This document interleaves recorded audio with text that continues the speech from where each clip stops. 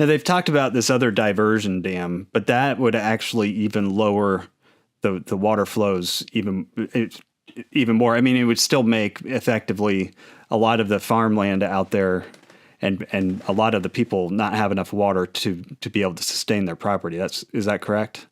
Yeah. So, Sonoma Water looked at this and they looked at the alternatives and they identified the best alternative in terms of cost, in terms of design, in terms of water reliability, everything was the existing plan, the existing infrastructure that's in place right now.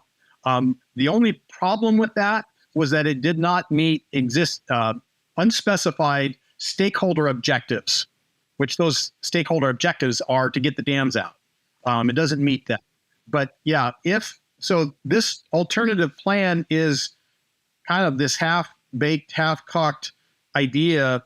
If there's no dams and no Lake Pillsbury, how could we otherwise get water here?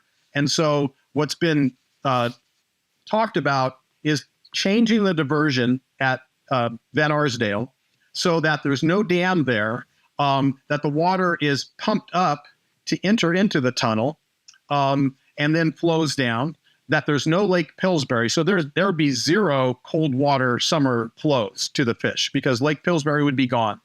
That water, however, could only be diverted during the wintertime. During the wintertime when the floodwaters are high. Well, when they're high in the Eel River, they're also high in the Russian River. So the transportation through Potter Valley in the Russian River, that's when we're already at flood stage. So that's when it's proposed to add water to get it to the next lake, which is Lake Pillsbury. The second thing, Lake Pillsbury is controlled by the Army Corps of Engineers. It's designed and it's maintained for flood control. The lower Russian habitually floods in the wintertime. So that's why Lake Mendocino was constructed. And so during the wintertime, they're already holding back all the water that they can. They're already trying to release water whenever they can because they want to protect it and have some space for when the rains come to hold more back. So adding water to it at that point doesn't help. And it also floods Potter Valley. And Potter Valley would have no way to get any of that water back. There's no plans whatsoever to get that water back after it goes 10 miles downstream to get it back up to irrigate and provide water for Potter Valley.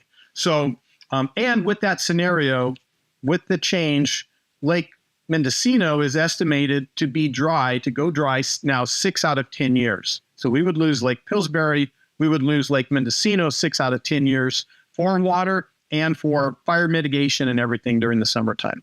So it's just a half-baked idea to appease those who are saying, wait a minute, we're not going to have any water. Oh yeah, we got this other thing that maybe will work.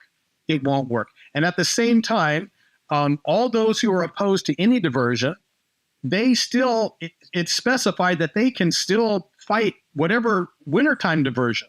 So those who don't like, who don't want any diversion can still sue. Friends of the Eel can still sue and say, hey, that wintertime diversion is also harming the fish, and that needs to be reduced further as well. So it's a half-baked idea that's not going to work.